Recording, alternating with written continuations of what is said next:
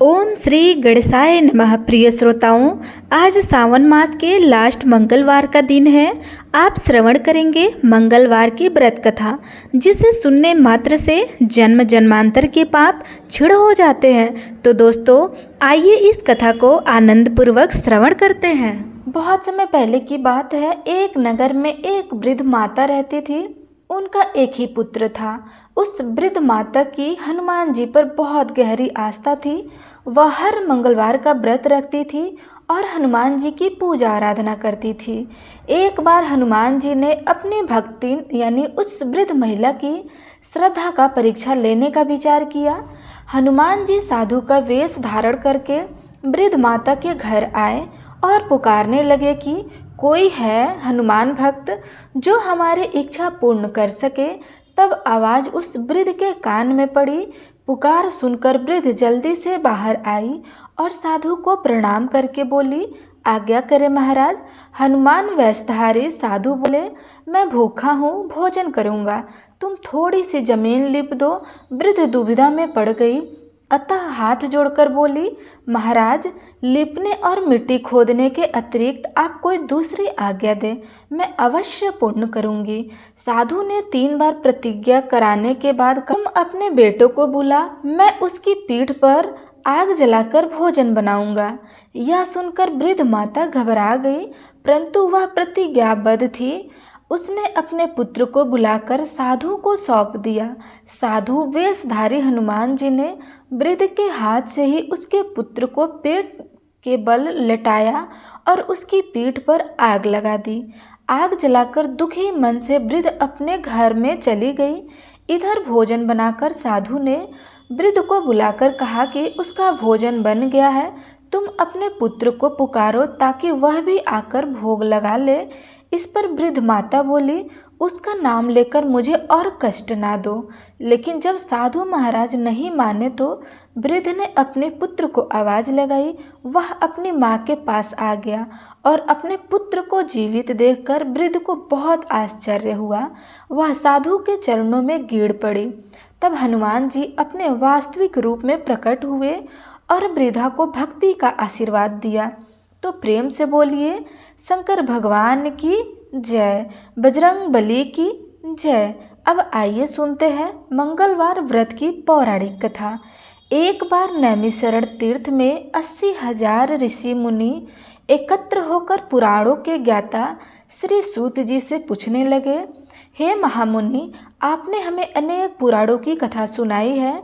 अब कृपया करके हमें ऐसा व्रत और कथा बताएं जिसे करने से संतान की प्राप्ति हो तथा मनुष्य को रोग शोक अग्नि सर्व दुख आदि का भय दूर हो सके, क्योंकि कलयुग में सभी जीवों की आयु बहुत कम है। फिर इस पर उन्होंने रोग चिंता के कष्ट लगे रहेंगे तो फिर वही हरि श्री चरणों में अपना ध्यान कैसे लगा सकेगा। श्री सूत जी बोले, हे मुनि, आपने लोक कल्याण के लिए बहुत ही उत्तम बात पूछी है। एक बार युधिष्ठिर ने भगवान श्री कृष्ण से लोक कल्याण के लिए यही प्रश्न किया था। भगवान श्री कृष्ण और युधिष्ठिर का संवाद तुम्हारे सामने कहता हूँ, ध्यान पूर्वक सुनो। एक समय पांडवों की सभा में श्री कृष्ण जी बैठे हुए थे। तब युधिष्ठिर ने भगवान श्री कृष्ण से प्रश्न किया, हे प्रभु नंद गोविंद, आपने मेरे लिए अनेकों कथाएं सुनाई हैं। आज आप कृपा करके ऐसा व्रत का या कथा सुनाइए जिसके करने से मनुष्य को रोग चिंता का भय समाप्त हो और उसको पुत्र की प्राप्ति हो। हे प्रभु, बिना पुत्र जीवित व्यर्थ है। पुत्र के बिना मनुष्य नरकगामी होता है। पुत्र के बिना मनुष्य पितृ ऋण से छुटकारा नहीं पा सकता है और न ही उसका पुण्य नाम नरक में उद्धार हो सकता है। अतः पुत्रदायक व्रत बताएं। श्री कृष्ण भगवान बोले, राजन, मैं एक प्राचीन इतिहास सुनाता हूँ, आप उसे ध्यान पूर्वक सुनो। कुंडलपुर नामक एक नगर था। उसमें नंदा नामक एक ब्राह्मण रहता था। भगवान की कृपा से उसके पास सब कुछ था, फिर भी वह दुखी रहता था। इसका कारण यह था कि ब्राह्मण की स्त्री सुनंदा को कोई संतान नहीं थी। सुनंदा पतिव्रता थी, भक्ति पूर्वक श्री हनुमान जी की आराधना करती थी। मंगलवार के दिन व्रत करके अंत में भोजन बनाकर हनुमान जी की आराधना करती थी। मंगलवार के दिन व्रत करके अंत में भोजन बनाकर हनुमान जी को भोग लगाने के बाद स्वयं भोजन करती थी। एक बार मंगलवार के दिन ब्राह्मणी गृह कार्य की अधिकता के कारण हनुमान जी को भोग नहीं लगा सकी, तो इस पर उसे बहुत ही दुख हुआ।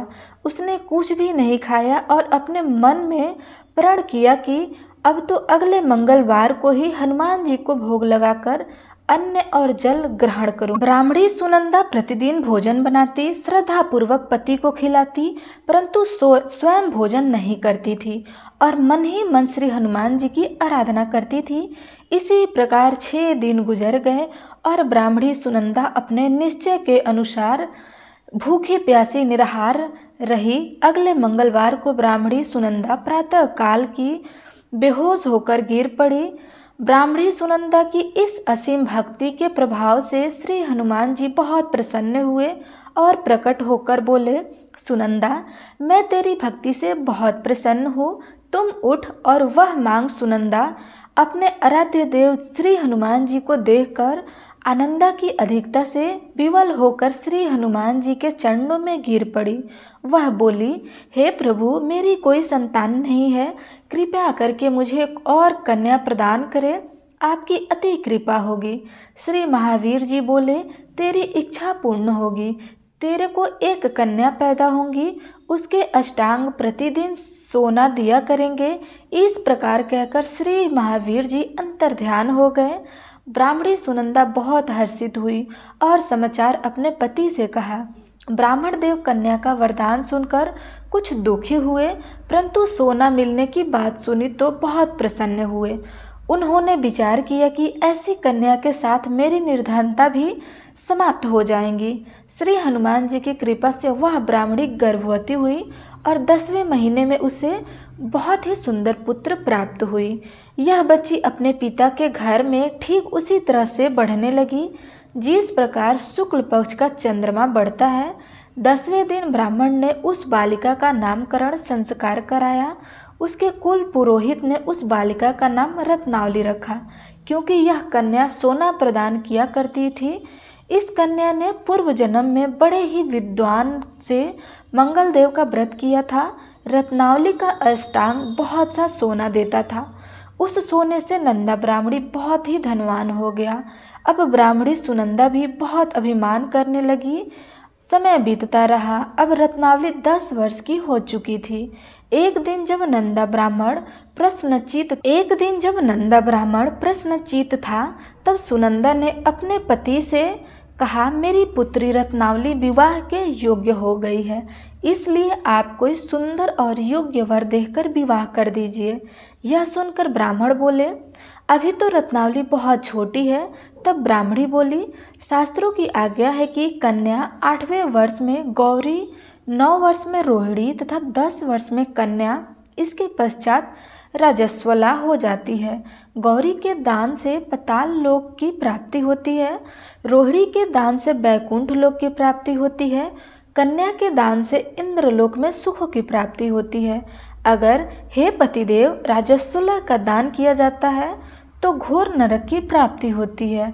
इस पर ब्राह्मण बोले, अभी तो रत्नावली मात्र 10 वर्ष की है और मैंने तो 16 साल की कन्याओं के विवाह कराए हैं, अभी जल्द ही क्या है। तब ब्राह्मणी सुनंदा बोली, आपको जो लोभ अधिक हो गया है, लगता है अगर 11वें वर्ष में विवाह नहीं होता है तो उसमें मासिक धर्म के रत्न का पिता और बड़े भाई को पान कराना पड़ता है। शास्त्रों में कहा गया है कि माता पिता और बड़ा भाई राजवत्सला कन्या को देखते हैं तो वह अवश्य ही नरकगामी होते हैं। तब ब्राह्मण बोला, अच्छी बात है, कल मैं अवश्य ही योग्य वर की तलाश में दूत को भेजूंगा। दूसरे दिन ब्राह्मण ने अपने दूत को बुलाया और आज्ञा दी कि जैसी सुंदरी मेरी कन्या है वैसे ही सुंदर वर उसके लिए तलाश करो। दूत अपने स्वामी की आज्ञा पाकर निकल पड़ा।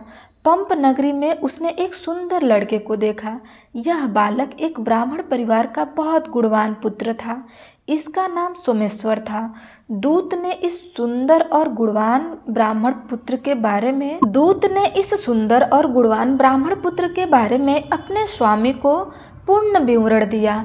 ब्राह्मण नंदा को भी सोमेश्वर अच्छा लगा और फिर एक शुभ मुहूर्त में विधि पूर्वक कन्यादान करके ब्राह्मण संतुष्ट हो गए। परंतु ब्राह्मण के मन में तो लोभ समाया हुआ था। उसने कन्यादान तो कर दिया था, पर वह बहुत ही घिन्न था। उसने विचार किया कि रत्नावली तो अब चली जाएगी और मुझे इससे जो सोना मिलता था वह अब नहीं मिल पाएगा। मेरे पास जो धन था कुछ तो उसके विवाह में खर्च हो गया और जो शेष बचा था वह भी कुछ दिनों बाद समाप्त हो जाएगा। मैंने तो इसका विवाह करके बहुत बड़ी भूल कर दी है। अब कोई ऐसा उपाय हो कि रत्नावली मेरे घर में ही बनी रहे, अपनी ससुराल ना जाए। लोभ रूपी राक्षस ब्राह्मण के मस्तिष्क पर छाता जा रहा था। रात भर अपनी शैया पर बेचैनी से करवटें बदलते बदलते उसने एक बहुत ही क्रूर निर्णय लिया। उसने विचार किया कि जब रत्नावली को उसका पति सोमेश्वर अपने घर के लिए ले जाने के लिए आएगा तो वह मार्ग में छिपकर सोमेश्वर का वध कर देंगे और अपनी लड़की को अपने घर ले आएंगे, जिससे नियमित रूप से उसे सोना भी मिलता रहेगा और समाज का कोई मनुष्य उसे दोष भी नहीं दे सकेगा। जब अगले दिन सुबह हुई तो नंदा और सुनंदा ने अपनी जमाई तथा लड़की को बहुत सारा धन देकर विदा किया। सोमेश्वर अपनी पत्नी रत्नावली को लेकर ससुराल से अपने घर की तरफ चल दिया। ब्राह्मण नंदा महालोभ के वशीभूत होकर अपनी मति खो चुका था। पाप पुण्य का उसे विचार नहीं था। अपने भयानक और क्रूर निर्णय को कार्य रूप देने के लिए उसने अपने दूत को मार्ग में अपनी जमाई का वध करने के लिए भेज दिया था, ताकि रत्नावली से प्राप्त होने वाला सोना उसे हमेशा मिलता रहे और वह कभी निर्धन ना हो। ब्राह्मण के दूत ने अपने स्वामी की आज्ञा का पालन करते हुए उसके जमाई सोमेश्वर का मार्ग में ही वध कर दिया। समाचार प्राप्त कर ब्राह्मण नंदा मार्ग में पहुंचा और रोती हुई अपनी पुत्री रत्नावली से बोला, हे पुत्री, मार्ग में लुटेरों ने पति का वध कर दिया है। हे भगवान की इच्छा के आगे किसी का वश नहीं चलता है। अब तो घर चल, वहाँ पर ही रहकर शेष जीवन व्यतीत करना। जो भाग्य में लिखा होता है वही होता है। अपने पति की अकाल मृत्यु से रत्नावली बहुत दुखी हुई। करुणा क्रंदन और रुदन करती हुई अपने पिता से बोली, हे पिताजी, इस संसार में जिस स्त्री का पति नहीं है उसका जीना व्यर्थ है। मैं अपने पति के साथ ही अपने शरीर को जला दूंगी और सती होकर अपने इस जन्म को, माता पिता के नाम को तथा सास ससुर के यश को सार्थक करूंगी। ब्राह्मण नंदा अपनी पुत्री रत्नावली के वचनों को सुनकर बहुत दुखी हुआ। विचार करने लगा कि मैंने व्यर्थ ही जमाई का वध करके पाप अपने सिर ले लिया है। रत्नावली तो इसके पीछे अपने प्राण तक देने को तैयार है। मेरा तो दोनों तरफ से मरण हो गया। धन तो अब मिलेगा नहीं। जमाई वध के पाप के फल स्वरूप यम यातना भुगतनी पड़ेगी। यह सोचकर वह बहुत ही दुखी हुआ। सोमेश्वर की चिंता बनाई गई। रत्नावली सती होने की इच्छा से अपने पति का सिर अपनी गोद में रखकर चिता में बैठ गई। जैसे ही सोमेश्वर की चिता को अग्नि लगाई गई, वैसे ही प्रसन्न होकर मंगल देव वहां प्रकट हुए और बोले, हे रत्नावली, मैं तेरी भक्ति से बहुत प्रसन्न हूँ, तू वर मांग। तब रत्नावली ने अपने पति का जीवन दान मांगा। मंगल देव बोले, रत्नावली, तेरा पति अमर है, यह महान विद्वान भी होगा और इसके अलावा तेरी जो इच्छा है वह भी वर मांग।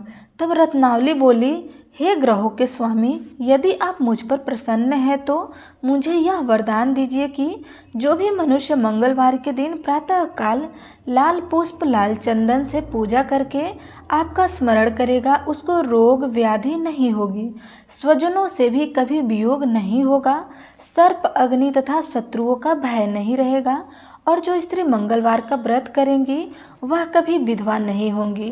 मंगल देव ने तथास्तु कहकर अंतर ध्यान हो गए। सोमेश्वर मंगल देव की कृपा से जीवित होकर रत्नावली अपने पति को पुनः प्राप्त कर बहुत प्रसन्न हुई और मंगल देव का व्रत प्रत्येक मंगलवार को करके व्रतराज और मंगल देव की कृपा से इस लोक में सुख ऐश्वर्य को भोगते हुए अंत में अपने पति के साथ स्वर्ग लोक को गए। तो आप सब प्रेम से बोलिए महावीर हनुमान जी की जय। आइए अब सुनते हैं राम नाम की महिमा।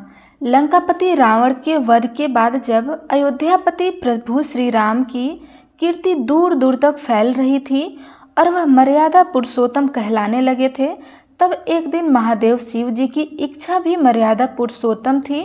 श्री राम से मिलने की इच्छा हुई। पार्वती जी को संग लेकर महादेव जी कैलाश पर्वत में उतर गए। अयोध्या नगरी के रास्ते पर चल पड़े। भगवान शिव और माँ पार्वती को अयोध्या आया देखकर राम जी बहुत खुश हुए। माता जानकी ने उनका उचित आदर सत्कार किया और स्वयं भोजन बनाने के लिए रसोई में चली गई। इस बीच भगवान शिव ने श्री राम जी से पूछा, आपके सेवक हनुमान जी दिखाई नहीं दे रहे हैं। तब श्री राम जी बोले, वे बगीचे में हैं। शिव जी ने श्री राम जी से बगीचे में जाने का अनुमति मांगी और पार्वती जी का हाथ थामकर बगीचे में आ गए। बगीचे की खूबसूरती देखकर उनका मन मोहित हो गया। आम के एक घने वृक्ष के नीचे हनुमान जी दिन दुनिया से बेखबर गहरी नींद में सोए हुए थे और एक लय में खराटे से राम नाम की ध्वनि उठ रही थी। चकित होकर शिव जी और माता पार्वती जी एक दूसरे की ओर देखने लगे। माता पार्वती जी मुस्कुरा उठी और वृक्ष की डालियों की ओर इशारा किया। राम नाम सुनकर पेड़ की डालियां भी झूमने लगी थी और इसके बीच से भी राम नाम उच्चारित हो रहा था। शिव उस राम नाम की धुन में मस्त मगन होकर खुद भी राम राम कहकर नाचने लगे। माता पार्वती जी ने भी अपने पति का अनुसरण किया और अपने कोमल पैर थिरकाने लगी। शिव जी और माता पार्वती जी के नृत्य से ऐसी झनकार उठी कि स्वर्गलोक के देवतागण भी आकर्षित होकर बगीचे में आ गए और राम नाम की धुन में सभी मस्त हो गए। माता जानकी भोजन तैयार करके प्रतीक्षा कर रही थी, परंतु संध्या गिरने पर भी अतिथि नहीं पधारे। तब अपने देवर लक्ष्मण जी को बगीचे में भेजा। लक्ष्मण जी तो स्वयं को श्री राम का सेवक ही मानते थे, इसलिए बगीचे में आकर जब उन्होंने धरती पर स्वर्ग का नज़ारा देखा तो स्वयं भी राम नाम की धुन में झूम उठे। महल में माता जानकी जी परेशान हो रही थी कि अभी तक भोजन ग्रहण करने कोई क्यों नहीं आ रहा है। उन्होंने श्री राम जी से कहा, भोजन ठंडा हो रहा है, चलिए हम ही जाकर बगीचे में से सभी को बुलाकर लाते हैं। तब जब राम जी बगीचे में गए तो वहाँ राम नाम की धूम मची हुई थी। हनुमान जी गहरी नींद में सोए हुए थे और उनके खराटे से अभी तक राम नाम ही निकल रहा था। श्री राम भावुक हो उठे। राम जी ने हनुमान जी को नींद से जगाया और प्रेम से उनकी तरफ निहारने लगे। हनुमान जी प्रभु को आया देखकर शीघ्रता से उठकर खड़े हो गए। नृत्य की सभा भंग हो गई। शिव जी खुले कंठ से हनुमान जी की राम भक्ति की सहारा लगने लगे। हनुमान जी सकुचाए लेकिन मन ही मन खुश हो रहे थे। श्री राम ने भोजन करने का आग्रह भगवान शिव जी को किया। सभी लोग महल में भोजन करने के लिए चल पड़े। माता जानकी जी भोजन परोसने लगी। हनुमान जी को भी श्री राम जी ने पंक्ति में बैठाने का आदेश दिया। तब हनुमान जी बैठ गए, परंतु आदर ऐसी थी कि राम जी के भोजन परोसने के उपरांत भी सभी लोग भोजन करते थे। आज श्री राम के आदेश से पहले भोजन करना पड़ रहा था। माता जानकी हनुमान जी को भोजन परोसती जा रही थी, परंतु हनुमान जी का पेट नहीं भर रहा था। सीता जी कुछ समय तक तो उन्हें भोजन परोसती रही, फिर समझ गई कि इस तरह से तो हनुमान जी का पेट नहीं भरेगा। उन्होंने तुलसी के एक पत्ते पर राम नाम लिखा और भोजन के साथ हनुमान जी को परोस दिया। तुलसी पत्र खाते ही हनुमान जी को संतुष्टि मिल गई और वह भोजन खाकर उठकर खड़े हो गए। भगवान शिव शंकर ने प्रसन्न होकर हनुमान जी को आशीर्वाद दिया कि आपकी राम भक्ति युगों युगों तक याद की जाएगी और आप संकट मोचन के नाम से जाने जाएंगे। आइए अब सुनते हैं राम नाम की महिमा की दूसरी कहानी। महादेव जी को एक बार बिना कारण से किसी को प्रणाम करते देख पार्वती जी ने पूछा, आप किसको प्रणाम कर रहे हैं? तब शिव जी ने अपनी धर्मपत्नी पार्वती जी से कहा कि हे देवी, जो व्यक्ति एक बार राम कहता है उसे मैं 3 बार प्रणाम करता हूँ। पार्वती जी ने एक बार शिव जी से पूछा, आप शमशान में क्यों जाते हैं और यह चिता की भस्म शरीर पर क्यों लगाते हैं? उसी समय शिव पार्वती जी को शमशान ले गए। वहां एक शव अंतिम संस्कार के लिए लाया गया था। लोग राम नाम सत्य है कहते हुए शव को ला रहे थे। शिव जी ने कहा कि देखो पार्वती, इस शमशान की ओर जब लोग आते हैं तो राम नाम का स्मरण करते हुए आते हैं और इस शव के निर्मित से कई लोग के मुख से मेरा अति प्रिय दिव्य राम नाम निकलता है। इसी को सुनने में शमशान में आता हूँ और इतने लोगों के मुख से राम नाम का जप करवाने में निमित्त बनने वाले इस शव को मैं सम्मान करता हूँ, प्रणाम करता हूँ और अग्नि में जलने के बाद उसकी भस्म को अपने शरीर पर लगा लेता हूँ। राम नाम बुलवाने वाले के प्रति मुझे इतना प्रेम है। एक बार शिव जी कैलाश पर पहुँचे और पार्वती जी से भोजन मांगा। तब पार्वती जी विष्णु सहस्त्र नाम का पाठ कर रही थी। पार्वती जी ने कहा कि पाठ पूरी नहीं हुआ है, कृपा थोड़ी देर प्रतीक्षा कीजिए। तब शिव जी ने कहा कि इसमें तो समय और श्रम दोनों लगेंगे। संत लोग जिस तरह से सहस्त्र नाम को छोटे कर लेते हैं और नृत्य जपते रहते हैं, वैसा उपाय कर लो। तो पार्वती जी ने पूछा कि वो उपाय कैसे करते हैं, मैं सुनना चाहती हूँ। तो शिव जी ने बताया, केवल एक बार राम कहें, तुम्हें सहस्त्र नाम भगवान के 1000 नाम लेने का फल मिल जाएगा। एक राम नाम 1000 दिव्य नामों के समान है। तब पार्वती जी ने वैसा ही किया। तब भगवान जी बोले, राम नाम आपदाओं को हरने वाला, सभी संपदाओं को देने वाला दाता है, सारे संसार को विश्राम या शांति प्रदान करने वाला है, इसलिए मैं इसे बारंबार प्रणाम करता हूँ। भवसागर के सभी समस्याओं और दुखों के बीजों का भूज के रख देने वाला, समूल नष्ट कर देने वाला, सुख संपत्ति को अर्जित करने वाला, यमदूतों को खदेड़ने वाला केवल राम नाम का जाप है। इसलिए प्रयास पूर्वक स्वयं भी राम नाम जपते रहना चाहिए और दूसरों को भी प्रेरित करके राम नाम जपना चाहिए। इससे अपना और दूसरों का तुरंत कल्याण हो जाता है। यही सबसे दुर्लभ और अचूक उपाय है। इसलिए हमारे देश में प्रणाम राम राम कह किया करते हैं। आइए अब सुनते हैं विल्व वृक्ष की महिमा। एक बार नारद जी ने भोलेनाथ जी की स्तुति करके पूछा कि प्रभु, आपको प्रसन्न करने के लिए सबसे उत्तम और सुलभ साधन क्या है? त्रिलोकनाथ, आप तो निर्विकार और निष्काम है, आप सहज की प्रसन्नता हो जाते हैं। फिर भी मेरे जानने की इच्छा है कि आपको क्या प्रिय है। तब शिव जी बोले, नारद जी, वैसे तो मुझे भक्त के भाव सबसे प्रिय हैं, फिर भी आपने पूछा है तो मैं बतलाता हूँ। मुझे जल के साथ साथ बेलपत्र बहुत प्रिय है। जो अखंड बेलपत्र मुझे श्रद्धा से अर्पित करते हैं, मैं उन्हें अपने लोक में स्थान देता हूँ। नारद जी भगवान शंकर और माता पार्वती की वंदना करते हुए अपने लोक को चले गए। उसके जाने के पश्चात पार्वती जी ने शिव जी से पूछा कि हे प्रभु, मेरी यह जानने की बहुत तीव्र इच्छा हो रही है कि आपको बेलपत्र इतने प्रिय क्यों हैं? कृपया करके मेरी जिज्ञासा को शांत कीजिए। तब शिव जी बोले, हे पार्वती, बेलपत्र है जो मेरी जटा के समान है। उसका त्रिपत्र यानी 3 पत्ते ऋग्वेद, यजुर्वेद और सामवेद के शाखाएं हैं। समस्त शास्त्र का स्वरूप है। बेल वृक्ष और आप पृथ्वी का कल्प वृक्ष समझो, जो ब्रह्मा, विष्णु और शिव स्वरूप है। हे पार्वती, स्वयं महालक्ष्मी जी ने शैल्य पर्वत पर बेल वृक्ष रूप में जन्म लिया था। इस कारण भी बेल वृक्ष का मेरे लिए अति प्रिय है।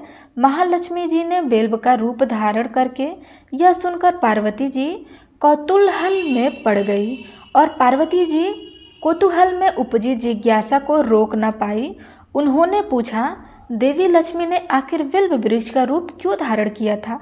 आप यह कथा विस्तार से कहें। तब भोलेनाथ ने देवी पार्वती जी से कथा सुनाना प्रारंभ किया।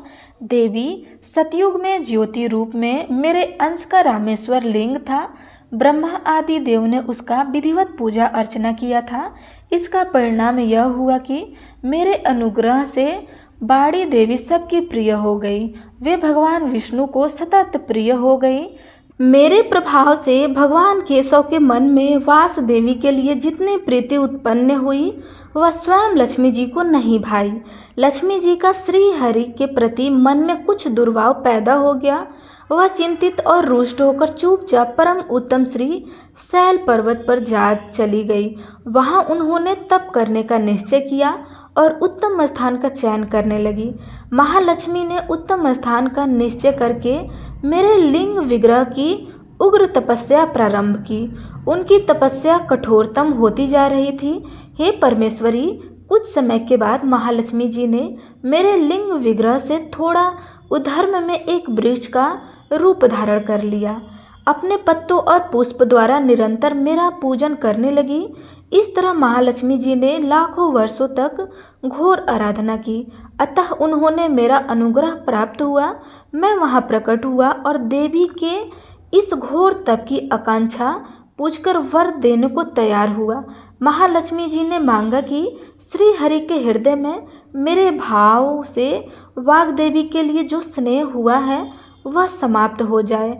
तब शिव जी बोले, मैंने महालक्ष्मी जी को समझाया, श्री हरि के हृदय में आपके अतिरिक्त किसी और के लिए कोई प्रेम नहीं है। वे वाग्देवी के प्रति उनका प्रेम नहीं अपितु श्रद्धा है। यह सुनकर लक्ष्मी जी प्रसन्न हो गई और पुनः श्री विष्णु के हृदय में स्थित होकर निरंतर उनके साथ विहार करने लगी। हे पार्वती, महालक्ष्मी के हृदय का एक बड़ा विकार इस प्रकार दूर हो गया। इस कारण हरि प्रिय उस वृक्ष रूप में सर्वदा अतिशय भक्ति से भरकर यत्नपूर्वक मेरी पूजा करने लगी। हे पार्वती, इसी कारण विश्व का वृक्ष, उसके पत्ते, फल, फूल आदि मुझे बहुत प्रिय है। मैं निर्जन स्थान में बेल वृक्ष का आश्रय लेता हूँ। बेल वृक्ष को सदा सर्वतीर्थ में एक सर्वदेव मानना चाहिए। बेलपत्र, बेल वृक्ष, बेल फूल अथवा बिल्व काष्ठ के चंदन से जो मेरा पूजन करता है वह भक्त मेरा अति प्रिय हो जाता है। बेल वृक्ष को शिव के समान ही समझो। वह मेरा शरीर है जो बेल पर चंदन है, मेरा नाम अंकित करके मुझे अर्पण करता है। मैं उसे सभी पापों से मुक्त करके अपने लोक में स्थान देता हूँ। हे देवी, उस व्यक्ति को स्वयं महालक्ष्मी जी भी नमस्कार करती हैं जो मेरा पूजन करते हैं। जो बेल मूल में प्राण छोड़ता है उसको रुद्रदेह प्राप्त होता है और ऐसे मनुष्य पर सदैव ही माता लक्ष्मी की कृपा बनी रहती है और साथ ही साथ भगवान नारायण की भी कृपा उन पर सदैव बनी रहती है। तो आप सब प्रेम से बोलिए, शंकर भगवान की जय, पार्वती मैया की जय।